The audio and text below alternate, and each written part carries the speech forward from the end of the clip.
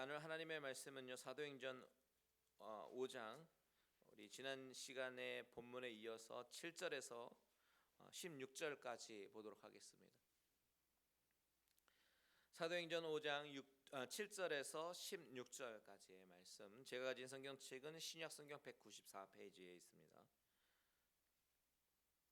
우리 다 찾으신 줄 알고요, 한 절씩 저와 여러분이 교독하도록 하겠습니다. 제가 먼저 7절을 읽겠습니다. 3시간쯤 지나 그의 아내가 그 일어난 일을 알지 못하고 들어오니 베드로가 이르되 그 땅 판값이 이것뿐이냐 내게 말하랴 하니 이르되 예 이것뿐이라 하더라. 베드로가 이르되 너희가 어찌 함께 꾀하여 주의 영을 시험하려 하느냐. 보라 내 남편을 장사하고 오는 사람들의 발이 문 앞에 이르렀으니 또 너를 메어 내가리라 하니 곧 그가 베드로의 발 앞에 엎드려져 혼이 떠나는지라. 젊은 사람들이 들어와 죽은 것을 보고 메어다가 그의 남편 곁에 장사하니 온 교회와 이 일을 듣는 사람들이 다 크게 두려워하니라. 사도들의 손을 통하여 민간의 표적과 기사가 많이 일어나매 믿는 사람이 다 마음을 같이하여 솔로몬 행각에 모이고 그 나머지는 감히 그들과 상종하는 사람이 없으나 백성이 징송하더라. 믿고 주께 나오는 자가 더 많으니 남녀의 큰 무리더라. 심지어 병든 사람을 메고 거리에 나가 침대와 요 위에 누이고 베드로가 지날 때에 혹 그의 그림자라도 누구에게 덮일까 바라고 예루살렘 부근에 수많은 사람들도 모여 병든 사람과 더러운 귀신에게 괴로움 받는 사람을 데리고 와서 다 나음을 얻으니라. 아멘. 잠시 기도합니다. 하나님의 말씀이 선포될 때에 하나님의 능력이 우리 가운데 나타나게 하시고 하나님의 말씀이 우리 심령에 들리게 하시며 믿음으로 반응하는 귀한 시간 되게 하여 주시옵소서. 오직 하나님만 나타내 주실 줄 믿사오며 예수 그리스도의 이름으로 기도합니다. 아멘. 아멘. 자, 오늘은요 아나니아와 삽비라의 그 교훈을 통해서 주셨던 그 은혜를 다시 한번 살짝 리마인드하고, 그리고 나서 그 사건으로 인해서 초대교회 가운데 어떤 영향이 미쳤는지에 대해서 한번 묵상해 보려고 합니다. 우리는 지난 시간에 아나니아와 삽비라의 이야기를 통해서 상당히 중요한 메시지를 나눴습니다. 초대교회에서 부흥의 물결이 막 일어나는 그런 상황 가운데 하나님은 아나니아와 삽비라를 심판하셨습니다. 그 사건은 그 당시 현장에 있던 사람들에게도 충격적인 사건이었지만 또한 오늘을 살아가는 저와 여러분에게도 상당히 충격적인 사건입니다. 왜냐하면 이것이 그렇게 심각한 죄악인지 깨닫지 못하고 있었기 때문입니다. 성경은 죄의 경중을 바라보는 판단하는 우리의 시선이 나의 시선으로부터가 아니라 하나님의 시선으로 바라보라라고 이야기하고 있는 것입니다. 지난 시간에 아나니아와 삽비라의 그 사건을 통해서 우리에게 경고해 주시는 몇 가지 죄악이 있었어요. 그것이 무엇입니까? 첫 번째는 바로 하나님보다 다른 사람을 더 의식하는 죄. 이 부분에 대해서 생각해 보았습니다. 이것은 저를 비롯한 많은 사람들이 이게 무슨 죄악인가 하면서 너무 쉽게 지나칠 수 있는, 쉽게 간과할 수 있는 죄악입니다. 이것이 죄라고 여겨지기가 쉽지 않아요. 왜냐하면 그 이유 중에 하나가 우리가 자라왔던 그 한국 문화 가운데 체면 문화가 있는데 강한 유교권 영향 안에 있었잖아요. 그 한국 문화권에서 자란 우리들은 다른 사람들 앞에서 내가 어떻게 비춰질까, 이것이 중요한 이슈이기도 하기 때문입니다. 때문에 우리의 관점으로는 아나니아와 삽비라가 자신의 재산을 드리고도 죽음을 맞이한 이 이유에 대해서 많은 의구심을 가질 수가 있습니다. 아니 왜 재산을 드렸는데 왜 죽게 하시지? 그런 것입니다. 하지만 하나님께서 지적하시고자 하는 것이 무엇입니까? 바로 하나님 앞에 서 있는 우리의 자세를 지적하고 있는 것입니다. 하나님을 바로 믿는 올바른 믿음을 가지고 있었더라면 헌금한 동기도 순수하게 하나님께 드리는 참된 예물이었을 것이에요. 아벨의 제사처럼 그리고 과부의 두 렙돈처럼 말이죠. 그런데 내가 하나님 앞에서 드리는 예물이 순수한 마음으로 드려야 하는 것임에도 불구하고 다른 사람을 의식하면서 그래도 내가 신앙에 연륜이 있는데 저 사람보단 많이 드려야지 이렇게 생각한다든지, 아니면 적게 드리고도 마치 많이 드린 것처럼 명예를 얻어서 사람들의 어텐션을 받으려고 한다든지 하는 이 모습이 거짓되고 위선된 행동들이었고, 그것이 바로 하나님이 기뻐 받으시지 않는 헌금이었다라는 사실을 우리는 기억해야 합니다. 그런데 이 죄악은 어떤 죄악으로 연결이 되냐면 바로 하나님을 만홀히 여기는 죄악으로 연결이 됩니다. 사람의 시각만 속이면 된다라는 생각에 이 부부는 초대교회 멤버들 앞에서 자신들이 마치 전 재산을 다 헌금하는 것처럼 드렸지만 사실 일부를 숨긴 것은 하나님을, 전능하신 하나님, 창조주 하나님, 모든 것을 다 알고 계시는 전지전능한 하나님으로 인정하지 않고 마치 아무 반응도 하지 않는 하나님인 것처럼 착각하며 사는 범죄였던 것입니다. 불신앙이라는 것이죠. 또한 이것은 하나님의 영광을, 하나님이 받으셔야 될 영광을 나의 영광으로 가로채는, 자신이 우상이 되려고 하는 죄악이다라고 하는 것입니다. 여러분, 하나님을 소경과 같은 하나님으로 착각하지 마십시오. 하나님은 살아계셔서 모든 것을 다 보고 계시고 우리의 심령을 감찰하시면서 꿰뚫고 계시는 분이심을 반드시 기억하시기 바랍니다. 사람은 속일 수 있어도 하나님 앞에서 속일 수 있는 자 아무도 없습니다. 이것을 반드시 기억해야 돼요. 4절에 베드로가 이렇게 지적하죠. 4절 한번 같이 읽어볼까요? 시작. 어찌하여 이 일을 내 마음에 두었느냐? 사람에게 거짓말한 것이 아니요 하나님께로다. 저와 여러분은 늘 하나님 앞에서 정직하시길 바라고요, 정말 순수한 마음으로 하나님을 사랑하는 마음으로 예배하고 헌금하시는 저와 여러분들 되시기를 주님의 이름으로 축원드립니다. 자, 지난주 나눈 말씀에 이어서 좀 더 말씀을 이어나갈까 합니다. 베드로는 이제 땅을 판 돈의 일부를 가져온 아나니아에게 이것은 성령을 속인 것이고 하나님께 거짓말을 한 것이다 라고 그의 죄를 지적했습니다. 그리고 5절에 보니까 이 말을 듣자마자 아나니아는 엎드려져 혼이 떠났다 라고 성경은 증거합니다. 여러분, 아나니아가 죽은 장소, 이 장소는요 병원에서 죽은 것도 아니고 자기 집 안방에서 죽은 것도 아닙니다. 교인들이 함께 모여 있던 그 예배당, 즉 퍼블릭 스페이스에서 갑자기 죽었습니다. 그러니까 그것을 바라본 많은 사람들이 너무 놀랐겠지요. 수천 명 교회 멤버들이 다 모았습니다. 그리고 두려워했습니다. 하나님을 속이려고 하다가 저주받은 시체를 보면서 두려워했습니다. 아, 하나님을 속이려고 하다가는 큰일 나는구나. 사람들은 두려움 속에 이런 큰 교훈을 얻게 되었습니다. 그런데 아나니아가 죽은 사실을 몰랐던 한 사람이 있었죠. 누굽니까? 바로 그의 아내 삽비라입니다. 7절 보십시오. 같이 있습니다. 시작. 3시간쯤 지나 그의 아내가 그 일어난 일을 알지 못하고 들어오니.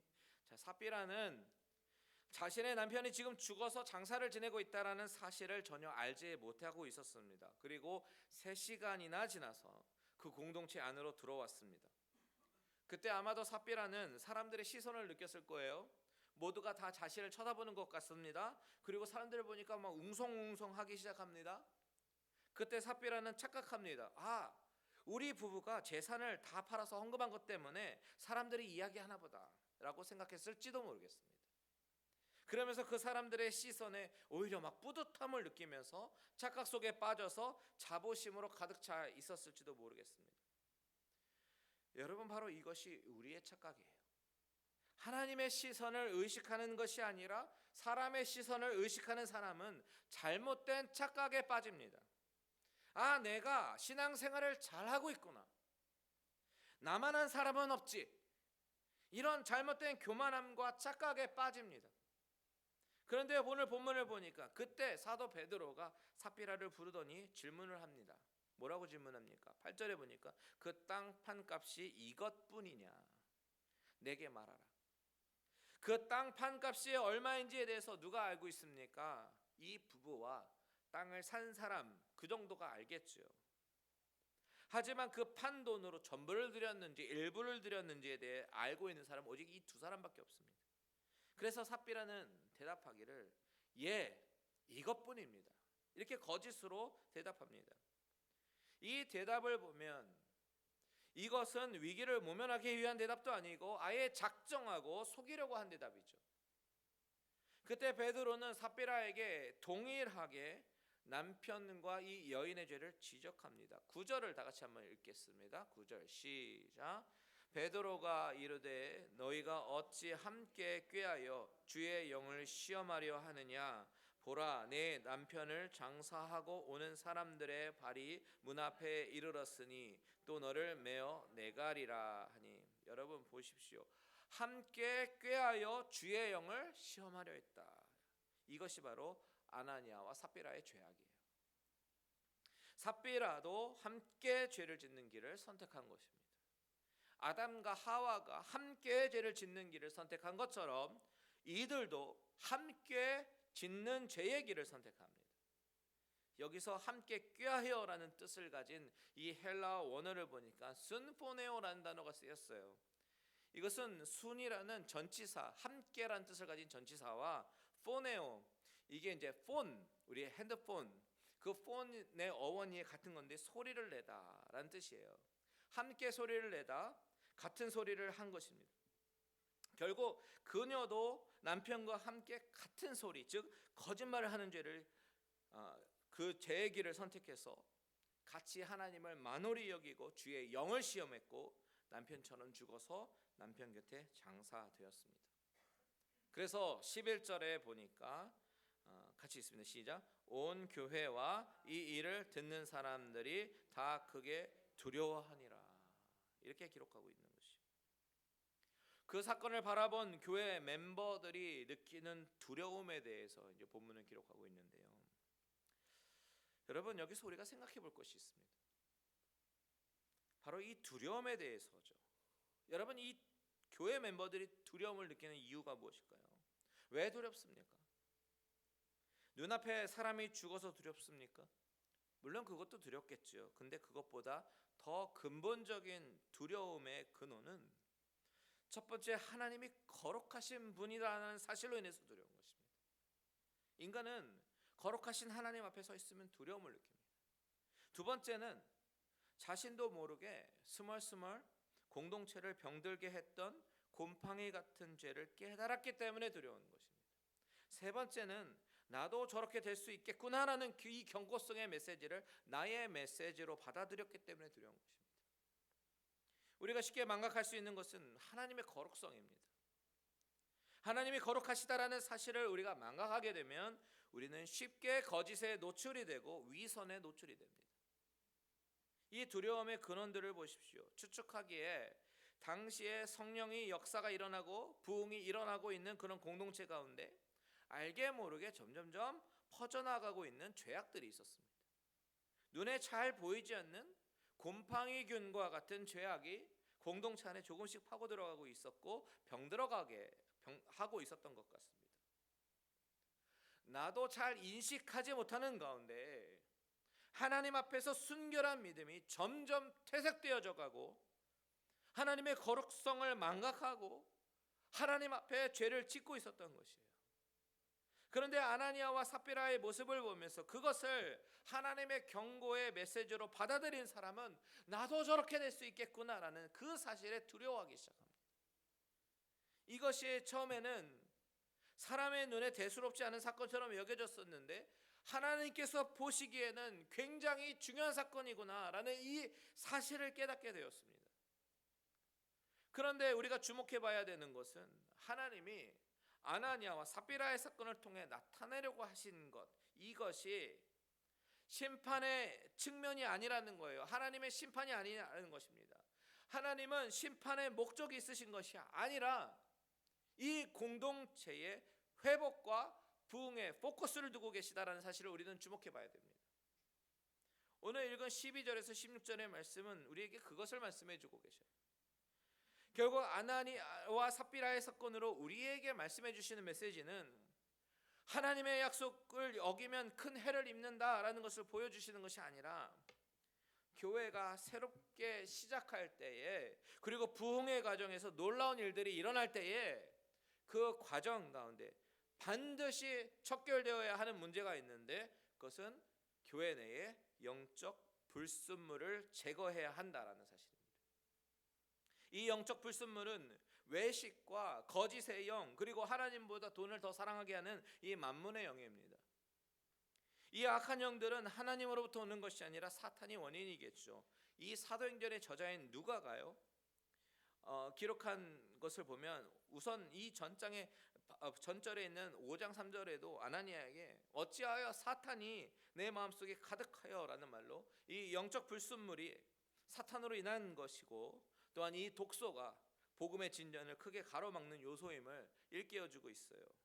그리고 같은 저자인 누가가 기록한 누가복음 22장 3절에 보면 12 제자들 가운데 불순물이었던 가룟 유다에게도 사탄이 들어갔음을 증거하고 있습니다. 우리가 지난주에 아간의 이야기를 잠깐 비교해서 살펴보았는데요, 이 사건들이 일어나는 시점을 한번 보십시오. 아간의 사건도 이스라엘이 가나안 땅에 들어가서 하나님이 주신 언약대로 민족의 부흥을 이루려고 하는 그 과정 초기에 겪는 진통이었고, 아나니아와 삽비라의 죄도 신약에서 초대교회가 막 세워져가는 그 시점에서 겪는 진통이었습니다. 이와 같이 하나님은 새로운 시대를 여실 때에 당신의 자녀들에게 특별한 성결을 요구하십니다. 여호수아 5장에 보면 하나님은 이스라엘 백성들에게 요단강을 건너게 하시고 새로운 시대를 열 때에 길갈에서 할례를 받게 하십니다. 또한 전쟁 초반에 아이성에게 패배하게 하시고 공동체 안에 있는 누룩과 같은 그 죄를 찾아서 제거하십니다. 마찬가지로 이와 같은 관점으로 오늘 본문을 보면 하나님이 하나님의 몸된 교회를 세우시고 부흥을 주시면서 새롭게 하실 때에 교회 안에 있는 누룩과 같은 그 죄를 찾아서 제거해야 한다라는 것을 말씀해 주고 계시는 것입니다. 11절에 보면 온 교회와라는 단어가 있죠. 이 교회라는 단어, 원어로 에클레시아라는 이 단어는요, 여기서 최초로 사용되기 시작합니다. 복음서 이후에는요. 이 단어는 부르심을 받은 자들의 모임이란 뜻을 가지고 있는데, 이 아나니아와 삽비라의 사건은 너무 가혹한 사건이 아니라 하나님의 교회가 이 땅에서 사명을 이루기 위해서 하나님은 하나님의 교회를 성결케 하시고 독소를 제거하시는 것이다라는 사실을 분명히 보여주시는 것이에요. 그리고 하나님이 그런 의도가 있었다라는 것을 확정시키고 보여주기 위해서 바로 이어서 나오는 12절에서 16절의 말씀은 그 결과 교회 가운데 놀라운 성령의 역사들이 있었음을 기록하고 있는 것입니다. 우리 12절을 다 같이 읽겠습니다. 시작. 사도들의 손을 통하여 민간의 표적과 기사가 많이 일어나매 믿는 사람이 다 마음을 같이하여 솔로몬 행각에 모이고, 자, 표적과 기사가 많이 일어나게 되었고요, 사람들은 마음을 같이하여 솔로몬 행각에 모이기 시작하였다라고 이야기합니다. 자, 믿는 사람들이 마음을 같이했다라는 이 부분과 행각에 모였다 이 부분을 합치면요, 믿는 사람들은 마음을 같이하여 모이기에 힘쓰게 되었다라는 말이 되죠. 14절 보십시오. 시작. 믿고 주께 나오는 자가 더 많으니 남녀의 무리더라. 자, 그들이 가졌던 하나님에 대한 그 거룩한 두려움은 그들 자신을 돌아보면서 성결케 되는 그 계기를 줬고요, 그것이 교회의 성장을 가져오게 되었습니다. 그런데 무조건 성장한 것이 아니에요. 13절 보십시오. 시작. 그 나머지는 감히 그들과 상종하는 사람이 없으나 백성이 칭송하더라. 자, 일부는 그 두려움 때문에 떠난 사람도 생겼다라는 것입니다. 똑같은 두려움을 경험하고 나서 전혀 다른 두 가지의 반응이 나타나는데, 떠난 사람도 있고 더 몰려든 사람도 있다라는 것입니다. 무슨 이야기입니까? 하나님이 성별하시고 이제 구별하시는 작업을 하시는 것입니다. 이것은 하나님의 교회라는 공동체는 바로 보이지 않아도 하나님이 붙잡고 계시는 공동체라는 것을 증거하고 있는 것이에요. 하나님이 붙잡고 계시는 공동체는 계속해서 정화 작업이 일어납니다. 무엇이 잘못되었는지 계속해서 깨닫고 고쳐지는 공동체는 하나님께서 붙잡고 계시는 공동체예요. 여러분, 교회가 가장 두려워해야 하는 것은 아무 변화 없이 그저 매너리즘에 빠지는 것을 가장 두려워해야 합니다. 내가 무엇이 잘못되었는지 돌아보지 않고 그저 현실에 적응하고 수긍하며 사는 것, 이것이 사실 정말 무섭고 두려운 거예요.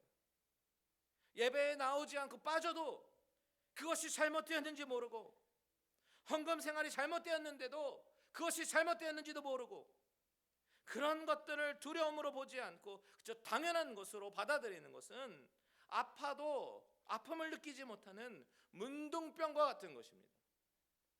문둥병은 살이 썩어도 아프지 않아요. 그저 어느 날 손가락이 떨어져 나가고 발가락이 떨어져 나가는 것입니다. 하나님이 붙잡고 계신 공동체는 두려움이 있는 공동체입니다. 죄에 반응하는 공동체, 죄를 끊어버리고 영적인 불순물을 제거하려고 하는 공동체입니다. 문제는 그 두려움을 어떻게 반응하느냐가 관건이에요.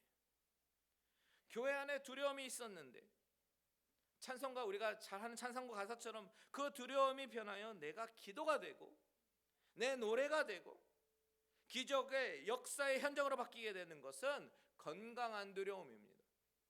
오늘 본문에 나오는 두려움이 바로 그런 두려움이에요. 건강한 두려움이에요. 거룩함을 향해 나아가는 두려움. 우리 몸에 암세포가 있었을 때 의사가 이렇게 얘기합니다. 수술합시다. 그 이야기를 들으면 어떻겠습니까? 두렵습니다. 암에 대해서 두렵고 수술에 대한 두려움이 있고 또 잘못해서 죽을까 봐 두렵습니다. 하지만 결국 의사의 이 한마디, 수술합시다, 이 말은 치유합시다 라는 말임을 기억해야 됩니다. 즉 환자를 죽이려고 하는 말이 아니라 그 목적은 환자의 건강을 회복하고 행복과 유익을 주기 위해서 하는 의사의 말이다라는 것이에요. 여러분, 하나님께서는 가끔 우리 삶에 두려움을 주세요. 경고를 하십니다. 그런데 그 두려움을 그냥 무시하고 지나가면 나중에는 돌이킬 수 없는 결과를 가져오게 합니다. 하지만 그 두려움을 나를 점검하고 성결의 기회로 삼고 그 두려움을 기도와 찬양으로 바꾸고 감사와 예배로 바꾸게 되면 그 두려움은 기적을 낳는 도구로 사용될 수 있는 것입니다.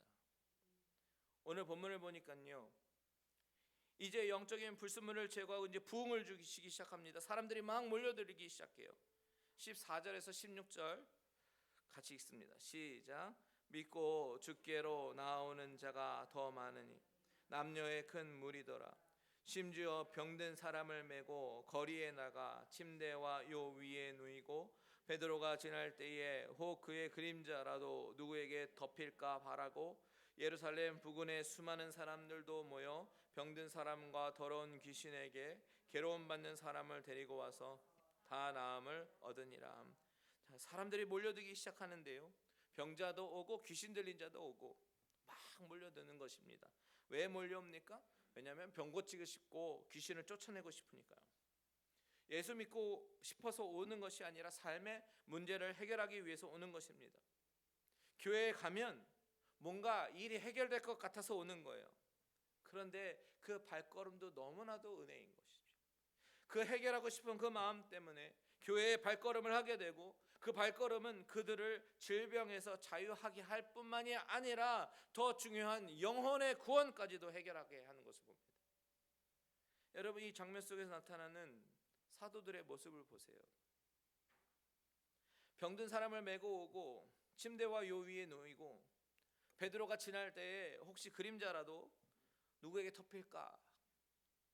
그리고 스쳐 지나만 가도 사람들이 다 나음을 얻었습니다. 이 모습 속에 누구의 모습이 보입니까? 예수 그리스도의 치유 사역이 보이지 않습니까? 주님은 이 세상에 오셔서 수많은 병자들을 고치셨습니다. 그들을 묶고 있는 질병과 귀신으로부터 해방시키셨어요. 하지만 주님은 그들을 고치시는 것 자체가 목적이 있으시지 않았습니다. 그 기적과 표적을 통해서 사람들은 더 몰리게 되었고 주님은 그들에게 참된 복음을 선포하게 되었던 것입니다. 즉 그들의 육체적인 구원보다 더 중요한 영혼의 구원에 포커스를 맞추고 사역하셨다라는 사실입니다. 그런데 그런 현상이 지금 예수님의 제자들에게 동일하게 일어나고 있습니다. 작은 예수로 살아가는 자들의 모습을 그리고 있는 거예요.